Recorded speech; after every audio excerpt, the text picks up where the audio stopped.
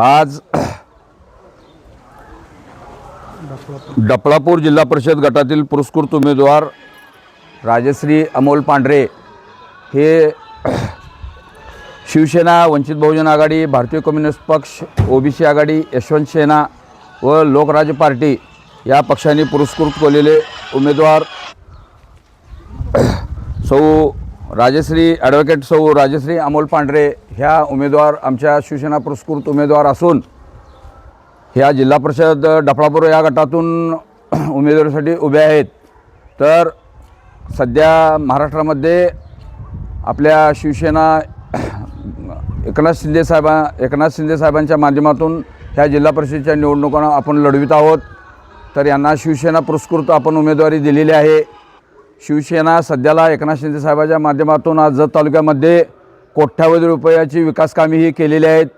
सध्याचं सुरू असलेलं म्हैसाळचं 2-2.5 हजार कोटी रुपयाचा ही योजना ही माननीय एकनाथ साहेबांनी, माननीय आनंदबापू पवार, अंकुश हिवाळे व आमची सर्व टीम जाऊन त्यांना वारंवार विनंती केल्यानंतर एकनाथ साहेबांनी हे आपले योगेश जानकर साहेब यांच्या नेतृत्वाखाली योगेश जानकर साहेबांचं एक स्वप्न आहे की आपल्या जत तालुक्यामधली जेवढी काय विकास कामं किंवा जेवढी काय जी काय कामं करायची आहेत ती सर्व कामं करण्यासाठी योगेश जानकर साहेब आपल्या जत तालुक्याला हे कटिबद्ध आहेत।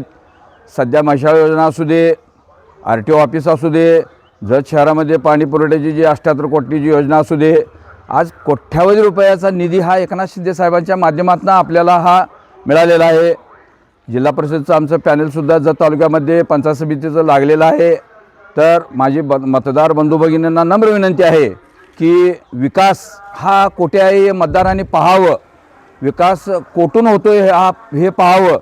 आज ज्या बी योजना जत तालुक्यामध्ये ज्या मंजूर झालेल्या आहेत हे आपल्या एकनाथ शिंदे साहेबांच्या कॅबिनेट मंत्रिमंडळाकडून मंजूर झालेल्या ह्या योजना आहेत।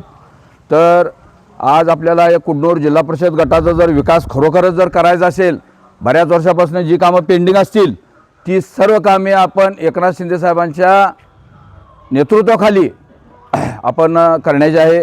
तर माझी विनंती आहे की अमोल पांढरेसारखा एक धडाडीचा युवा नेता ह्या कुडनूर गावचा आहे। ह्या जिल्हा परिषद गटासाठी त्यांनीसुद्धा बरेचसे प्रयत्न विकास करण्यासाठी बरेचसे प्रयत्न त्यांनी केलेला आहे। तर माझी विनंती आहे ॲडव्होकेट सौ राजश्री अमोल पांढरे यांचं चिन्ह छत्री आहे, या छत्रीच्या चिन्हावर जास्तीत जास्त मतदारांनी मतदान करून त्यांना भरघोस मतानं निवडून द्यावं अशी माझी नम्र विनंती आहे।